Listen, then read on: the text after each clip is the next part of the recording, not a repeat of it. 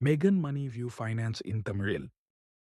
இந்த சேனல் பங்குச்சந்தை பற்றிய கல்வி உள்ளடக்கத்தை வழங்குகிறது. இது நிதி ஆலோசனை அல்ல. முதலீடு செய்வதற்கு முன் எப்போதும் உங்கள் சொந்த ஆராய்ச்சியை மேற்கொள்ளுங்கள் அல்லது உரிமம் பெற்ற நிதி ஆலோசகரை அணுகவும். வர்த்தகம் மற்றும் முதலீடு அபாயங்களை உள்ளடக்கியது. மேலும் கடந்த கால செயல்திறன் எதிர்கால முடிவுகளை குறிக்காது. எந்த ஒரு நிதி இழப்புகளுக்கும் நாங்கள் பொறுப்பல்ல. ஷேர் மார்க்கெட், பங்குச்சந்தை. ஷேர் ஒரு பொருளை ரெண்டு பேரோ ரெண்டுக்கு அதிகமான பேர் பிரிச்சுக்கிறதுக்கு பேர் ஷேர். மார்க்கெட்னா நம்ம யூஸ்வலாக market like by and sell நடக்கிறது இருக்கு இல்லைங்களா, நம்ம மார்க்கெட்டில் வாங்குவோம் இல்லையா, அதுக்கு பேர் தான் மார்க்கெட். யூஸ்வலி ஷேர் மார்க்கெட்னா நம்ம சொல்கிறது ஸ்கேம், ஃப்ராட், கேம்பிளிங், லாஸ்ன்னு சொல்லுவாங்க. ஸோ இவங்கெல்லாம் யாருன்னா ஷேர் மார்க்கெட்டை பற்றி கரெக்டாக படிக்காதவங்களாம் இருப்பாங்க. அது சரி, ஏன் ஷேர் மார்க்கெட்? ஷேர் மார்க்கெட்டில் நம்ம இன்வெஸ்ட் பண்ணுறதுக்காகனா இன்ஃப்ளேஷனை பிரேக் பண்ணுறதுக்கும், நல்ல ரிட்டர்ன்ஸ் வைக்கிறதுக்கும், லிக்விடிட்டி பண்ணுறதுக்கும், நம்ம மணி நல்லா க்ரோ பண்ணுறதுக்கும். ஸோ இப்போ லிக்விடிட்டினா ரியல் எஸ்டேட் அந்த மாதிரி கோல்டு எல்லாம் வாங்கி வைக்கிறது இருக்கு இல்லைங்களா. ஸோ இதை காட்டிலும் இன்னும் ஷேர் மார்க்கெட் ரொம்ப ரொம்ப ஈஸியாக லிக்விட் பண்ண முடியும். இந்தியன் ஷேர் மார்க்கெட்டை ரெகுலேட் பண்ணுறவங்க SEBI, security exchange board of India. எப்படி பேங்க்ஸை ஆர்பிஐ தன்னோட கட்டுப்பாட்டில் வச்சுருக்கதோ அதே மாதிரி ஷேர் மார்க்கெட்டை தன்னோட ரெகுலேட்டரில் வச்சுருக்கிறது அவங்க தான் security exchange board of India.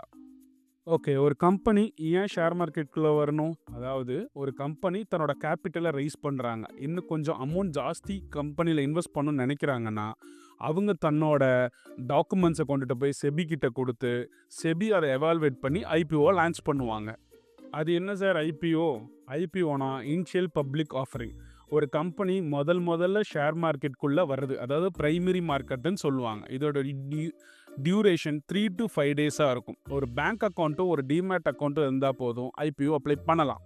இப்போ செபி என்ன பண்ணுவாங்கன்னா, ஆஃப்டர் த கம்பெனி எவால்வேட் பண்ணதுக்கப்புறம் இன்வெஸ்டர்ஸ், அதாவது ஹெச்என்ஐ கஸ்டமர்ஸ், இன்ஸ்டிடியூஷனல் இன்வெஸ்டர்ஸ், நம்மள மாதிரி ரீட்டைல் இன்வெஸ்டர்ஸ், பொதுமக்கள்கிட்ட அமௌண்ட்டு கலெக்ட் பண்ணுவாங்க. ஐபிஓ லான்ச் ஆனதுக்கப்புறம் அது 2 எக்ஸ்சேஞ்ச்லேயும் என்எஸ்சி போத் பிஎஸ்சியில் அந்த ஸ்டாக்ஸ் லிஸ்ட் ஆகும். ஒன்ஸ் ஷேர் மார்க்கெட்டில் ஸ்டாக் லிஸ்ட் ஆனதுக்கப்புறம் மார்க்கெட்டை அன்னைக்கு டேவை பேஸ் பண்ணியும் கம்பெனியோட பர்ஃபார்மன்ஸ் பேஸ் பண்ணி சேஞ்ச் ஆகும். செல்லர் அதிகமாக இருந்து பையர் ரொம்ப கம்மியாக இருந்தாங்கன்னா ஆப்வியஸ்லி ப்ரைஸ் குறையும். ஸோ இது நார்மலாக. So good performance of the stock, good price, ஆட்டோமேட்டிக்காக ப்ரைஸ் இன்க்ரீஸ் ஆகும்.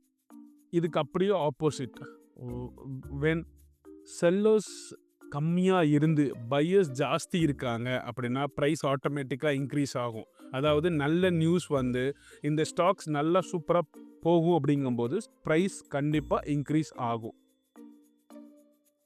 ஸோ மார்க்கெட்டில் 2 விதமான பேர் இருக்காங்க. ஒன்று ட்ரேடர், இன்னொன்று இன்வெஸ்டர்ஸ். ட்ரேடர் டெய்லி பேஸில் ட்ரேட் பண்ணிகிட்டே இருப்பாங்க. இன்வெஸ்டர் அமௌண்ட்டை இன்வெஸ்ட் பண்ணிவிட்டு 5 years 10 years வெயிட் பண்ணுவாங்க.